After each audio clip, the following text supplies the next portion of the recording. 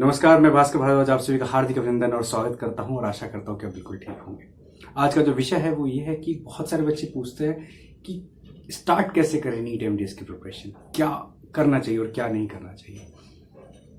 और दूसरा क्वेश्चन का ये होता है कि सीट्स बहुत कम है। सीट्स बिल्कुल कम है, ये बात आपकी बिल्कुल जायज़ है। सिर्फ 450 सीट के अराउंड है जो गवर्नमेंट सीट्स हैं। बट आपको तो सिर्फ एक ही सीट चाहिए ना, चाहे वो कोई भी स्टूडेंट हो। आपको 450 सीट तो चाहिए नहीं, सिंगल सीट चाहिए, तो फिर आपके लिए बहुत टफ नहीं है। तो पहले तो ये चीज आप सोच के चलिए। सेकंड क्वेश्चन का ये होता है कि स्टार्ट करें तो कहां से करें, क्या स्टडी करें, क्या छोड़ें। तो मोस्ट इंपॉर्टेंट थिंग इज कि आप सबसे पहले एक मैप बनाइए कि आपको स्टार्ट करना कहां से है। आप ये वीडियो देख रहे हैं, इस वीडियो को कंप्लीटली देखिए, फिर आप आराम से बैठिए एक दिन और बिल्कुल शांति से सोचिए कि आपको कैसे कैसे स्टार्ट करना है। मैं आपको बताऊंगा कैसे करना है, बट आपको इसको तोड़ना मरोड़ना और आगे पीछे करना है अपने अकॉर्डिंग टू, ठीक है।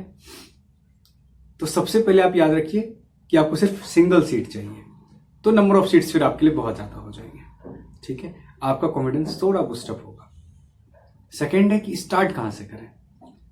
तो जो लोग फर्स्ट ईयर में है उनके लिए तो है ही नहीं। आप फर्स्ट ईयर से स्टार्ट क्या करना है, आपको थर्ड ईयर से स्टार्ट कीजिएगा। सबसे पहले ये जानिए कि जो नीट एमडीएस है वो क्वेश्चंस पूछते कहां से, उनका क्या पैटर्न होता है। तो सबसे तो एमसीक्यू होता है, क्योंकि आप सब ने नीट यूजी का एग्जाम दिया होगा, तभी तो आप बीडीएस या एमबीबीएस कर रहे होंगे। तो वहां भी आपका जो पैटर्न था सेम पैटर्न होगा नीट पीजी का भी। इसमें क्या होगा आपके साथ कि आपको मिलेंगे टोटल नंबर ऑफ जो क्वेश्चंस होंगे वो हो जाएंगे 240 इन 3 आवर्स, और वहां आप करते थे 180 क्वेश्चन इन 3 आवर्स। अब बात करते हैं क्वेश्चंस पूछे कहां से जाएंगे। तो जितने सब्जेक्ट्स आपने फर्स्ट ईयर से लेकर के फाइनल ईयर तक में आपने पढ़ाई किया है, हर सब्जेक्ट से क्वेश्चन पूछे जाएंगे। और जो नीट का जो बोर्ड है वो कोशिश करता है कि सबसे इक्वल क्वेश्चन पूछे जाए। मतलब कि चाहे आप डीए हो, डीएच हो, फिजियोलॉजी हो, प्रोस्थो हो, ओएस हो, इंडो हो, कंजर्वेटिव हो, पीडो हो, कोई भी सब्जेक्ट हो जो भी आपने रीड किया है, उन सबसे नियरली वो इक्वल क्वेश्चन पूछते हैं। नियरली इक्वल का मतलब ये है कि किसी सब्जेक्ट से 13 क्वेश्चन, किसी से 12 क्वेश्चन। बट ऐसा बिल्कुल नहीं होता है कि किसी एक सब्जेक्ट से वो 50 क्वेश्चन पूछेंगे और किसी सब्जेक्ट से 0 क्वेश्चन पूछेंगे। ऐसा नहीं होता है। मतलब आप ये रेशियो लेके चलिए कि 10 to 13 क्वेश्चन के बीच में सबसे पूछा जाता है। अब बात कर लेते हैं कि हमारा सिलेक्शन कितने पे होता है।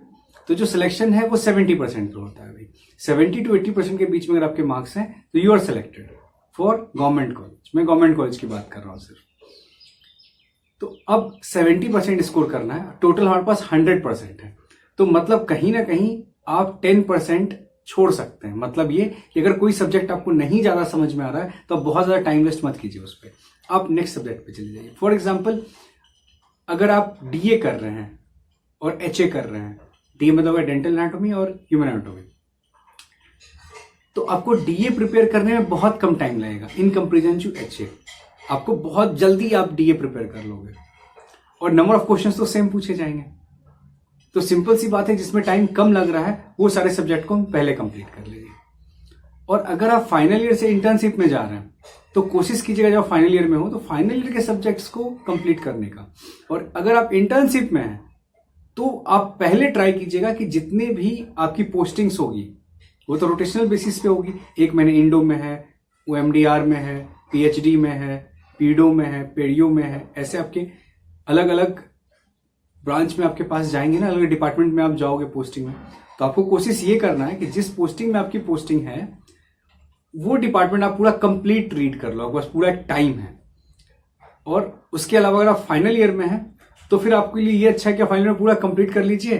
फाइनल ईयर का भी आपका निकल जाएगा यूनिवर्सिटी एग्जाम, साथ में आपने कंप्लीट कर लिया नीट का भी। और जब आप इंटर्नशिप में आ रहे हैं तो आप first year, second year, third year देख रहे हैं। और सपोज कीजिए कोई ऐसा है जो कि स्टार्ट ही किया है जाकर के इंटर्नशिप में, तो सबसे पहले फाइनल ईयर पूरा कंप्लीट कर लीजिए आप, फिर आप जाइए थर्ड ईयर पे, सेकेंड ईयर पे, फर्स्ट ईयर पे। कुछ लोगों का क्वेश्चन होता है कि आप कोचिंग कहाँ से लें। तो देखिए, जो कोचिंग वाली बात है वो डिपेंड करता है आप पे कि आपको कहाँ से लेना है। सारे कोचिंग सेम ही होते हैं नियरली। ऐसा कुछ नहीं है कि किसी कोचिंग से आप अगर कर रहे हैं प्रिपरेशन तो हो सकता है वहां से आपका सिलेक्शन पक्का हो जाएगा, ऐसा कुछ नहीं होता है, ठीक है। सब कुछ आप पे डिपेंड करता है। तो ये इंपॉर्टेंट नहीं है कि कोचिंग कौन सा ज्वाइन करें, इंपॉर्टेंट ये है कि आपने क्या प्लानिंग किया है। तो आप एक दिन बैठिए, आराम से कंप्लीट प्लानिंग कीजिए कि हाँ ये सब्जेक्ट मुझे करना है, इसको छोड़ना है। ये कंप्लीट करके आप आराम से बिल्कुल आगे बढ़िए। नीट इजीली निकल जाएगा आपका, ऐसा कुछ नहीं निकलेगा, बस एक प्लानिंग के थ्रू जाइए। ऐसा नहीं कि कहीं से भी स्टार्ट हो रहा है। डेंटल पल्स जरूर कीजिए, डेंटल पल्स या फिर जो भी और दूसरे बुक्स भी हैं इसमें, उनको जरूर कंप्लीट कीजिए। रीजन ये है कि उसमें कंप्लीट क्वेश्चन दे रखा है, लास्ट प्रीवियस ईयर पिछले 20 ईयर का क्वेश्चन होगा, आपको एक पैटर्न समझ में आ जाता है। और अगर आपने डेंटल पल्स पूरा कंप्लीट किया है तो आप ये समझ लीजिए कि आपका 50% ऑफ सिलेबस कंप्लीट हो चुका है। 50% सिलेबस का मतलब ये है 50% ऑफ क्वेश्चन आप कर पाएंगे। मतलब 240 क्वेश्चन अगर है नीट के एग्जाम में आएगा तो 120 क्वेश्चन आपका श्योर हो गया कि आप पक्का कर लोगे। तो जो श्योर शॉट है वो कीजिए। बहुत लोग आप कहेंगे कि पल्स पढ़ने से आपका सिलेक्शन नहीं होगा। ये बात बिल्कुल सही है, पल्स पढ़ने से आपका सिलेक्शन नहीं होगा, बट अगर आपने पल्स नहीं पढ़ा है तो आपका सिलेक्शन बिल्कुल नहीं होगा। फिर आप निश्चिंत रहिए, देयर इज नो इशू, क्योंकि पल्स से आपको 120 क्वेश्चन ही आप कर पाओगे सॉल्व। तो 120 क्वेश्चन से तो आपका सिलेक्शन होना नहीं, आपको 160, 170, 180 क्वेश्चन के आसपास होना पड़ेगा, देन यू आर सेलेक्टेड।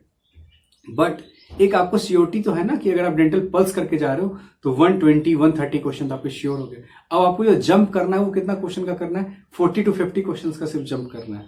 वो आप इजिली कर लोगे, क्योंकि आप अलग अलग डिफरेंट बुक्स के जो स्टैंडर्ड बुक हैं अलग अलग सब्जेक्ट्स के, वो आपने रीड किया है। अगर आप कोचिंग में हैं तो वहाँ के नोट्स वगैरह रीड किए हैं। नहीं भी कोचिंग आप ले रहे हैं तो आपके जो टीचर्स आपके कॉलेज में पढ़ाएं, जो अपने नोट्स तैयार किया है, उससे बहुत सारे क्वेश्चंस होंगे। कुछ क्वेश्चंस आजकल न्यू पैटर्न पे ये हो गया कि बहुत सारे क्वेश्चन वो फिगर बेस्ड क्वेश्चन पूछते हैं। आपको इंस्ट्रूमेंट का फिगर दे देंगे और बोलेंगे इसका ये बता दो, वो बता दो, क्या नाम है, क्या यूज है, ठीक है। तो ये सारी चीजें चल रही है।